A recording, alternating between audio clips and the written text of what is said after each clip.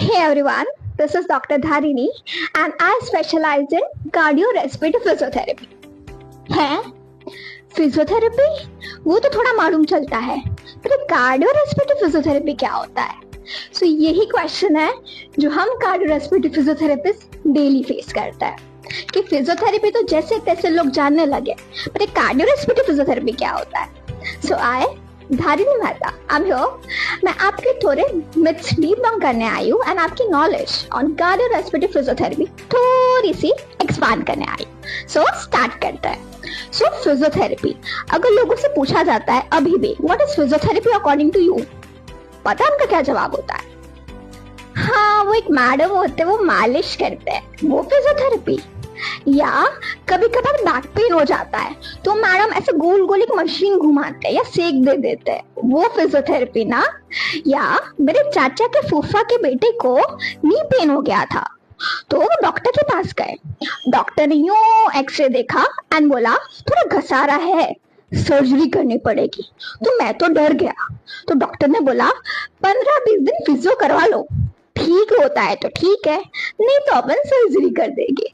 तो ये फिजियोथेरेपी होता है. या कल मैं स्पोर्ट्स चैनल देख रहा था, वहां पे एक फास्ट बॉलर था, वो दौड़ते दौड़ते गिर गया, उसका एंकल में मोच आ गई. तो फिजियो वाले भैया थे, वो आए, थोड़ी मल्लम पट्टी कर दी, आइसिंग कर दी या थोड़े स्ट्रेचेस करवा दिए. तो हाँ, ऐसा कुछ फिजियोथेरेपी तो होता है. क्या ये फिजियोथेरेपी है? What is basically physiotherapy? So, physiotherapy is an evidence-based practice जो बरसों की तपस्या है कुछ रिसर्चर्स की, जिन्होंने टेक्निक्स अलग अलग फाइंड आउट की, जिसमें वेट ट्रेनिंग, रेजिस्टेंस ट्रेनिंग, हमारे डिफरेंट स्ट्रेचेस, ओके, वो टेक्निक्स हमारी बॉडी फंक्शंस को इम्प्रूव करते हैं, हमारे soft tissues, muscles and joints जो जिनसे इफेक्टिवली रिस्पॉन्ड करते हैं. ऐसी कुछ टेक्निक्स जो एक फिजियोथेरेपी कोर्स के अंदर इंक्लूडेड होती है.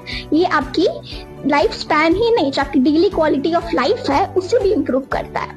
Physiotherapy is no more a paramedical field. Physiotherapy has now become a allied health care profession. अब ये 5 इयर्स का कोर्स हो गया है, जिसमें 1 ईयर कंपलसरी इंटर्नशिप होती है. ओके, सो फिजियोथेरेपी का थोड़ा थोड़ा आइडिया आ गया. अब ये कार्डियोरेस्पिरेटरी फिजियोथेरेपी, ये क्या भला है? So cardio means heart and respiratory means our lungs.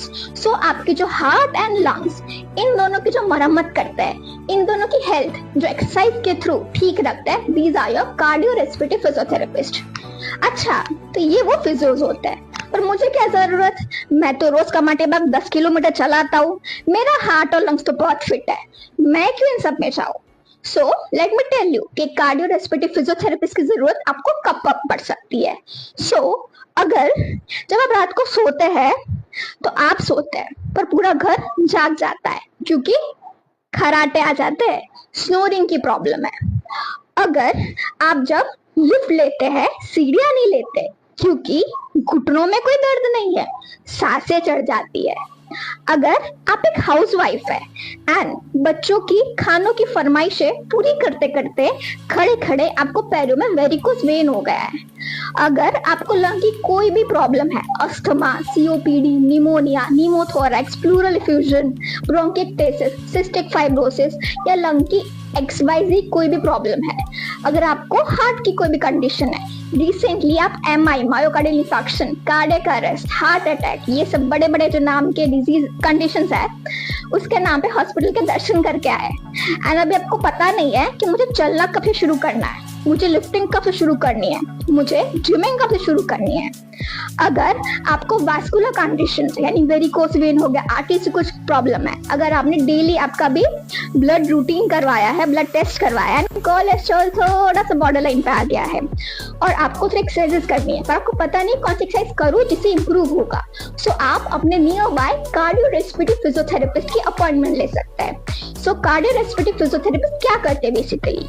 सो ये समझाने के लिए आपको समझना होगा what is a maximal heart rate. So आपकी जो मैक्सिमल हार्ट रेट होती है that is 220 minus your as.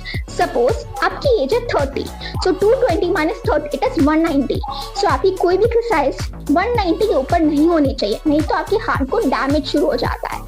सो जो आपका कार्डियोरेस्पिरेटरी फिजियोथेरेपिस्ट है वो आपकी मैक्सिमल हार्ट रेट से आपकी टारगेटेड हार्ट रेट कैलकुलेट करते हैं एंड आपकी कार्डियोवास्कुलर कंडीशनिंग करवाते हैं. सो कार्डियोवास्कुलर कंडीशनिंग में हमारी सर्किट ट्रेनिंग्स होती है जिसमें हम आपकी हार्ट को अलग अलग स्ट्रेस एक्टिविटीज कराते हैं जिसको हम स्ट्रेस टेस्ट कहते हैं। एंड उसमें हम देखते हैं कि आपका हार्ट कितना यंग है या कितना एज हो रहा है, आपका heart different levels of resistance को कैसे रिस्पॉन्ड कर रहा है। एंड उस वे में हम हमारी एक्सरसाइजेस का प्रोटोकॉल सेट करता है। सो उस वे में आपका हार्ट बहुत जल्दी हेल्दी होता जाता है, फिट होता जाता है। सो इस वे में अगर आपको इनमें से कोई भी कंडीशन है तो आप एक कार्डियोरेस्पिरेटरी फिजियोथेरेपिस्ट को बता सकते हैं। पर अभी भी कुछ लोग होंगे जो बोलेंगे कि नहीं, मैं तो चलता रहता हूँ, मैं अपने नियर बाय पार्क्स में घूमता हूँ, 10 किलोमीटर चल लेता हूँ, मुझे क्या फिटनेस की जरूरत है। पर अगर आपने देखा हो कि अभी भी कितने लोग हैं जो डेली पार्क्स में वॉकिंग करते थे या कितने इतने फिटनेस फ्रीक थे जो जिम में रेजिस्टेंस ट्रेनिंग करते थे, स्टिल उन्हें हार्ट अटैक आया। क्यों? बिकॉज इन जगहों पे आपकी मैक्सिमम हार्ट रेट या टारगेटेड हार्ट रेट पे एक्सरसाइज नहीं हो रही होती है, जो आपका कार्डियोरेस्पिरेटरी फिजियोथेरेपिस्ट ही कैलकुलेट कर सकता है एंड आपको बता सकता है वो किस हार्ट रेट में अगर आप एक्सरसाइज करोगे सो आपका हार्ट अडेप्ट होगा to different level of stresses. So without taking any risk, अगर आपको अपने हार्ट एंड लंग्स को फिट रखना है तो आप कार्डियोरेस्पिरेटरी फिजियोथेरेपिस्ट के पास जा सकते हैं और आप उनकी कंसल्टेशन ले सकते हैं, समझ सकते हैं कि आपकी हार्ट की रेस्टिंग हार्ट रेट कितनी होती है, मैक्सिमम हार्ट रेट कितनी है, टारगेटेड हार्ट रेट कितनी है, आपको अपनी जो रेस्पिरेशन रेट है वो कितना इंप्रूव करना है। तो वो आपको एक गाइडेंस दे सकते हैं एंड आपका एक एक्सरसाइज प्रोग्राम सेटअप कर सकते हैं जिसमें आप अपने हार्ट एंड लंग्स को फिट रख सकते हैं।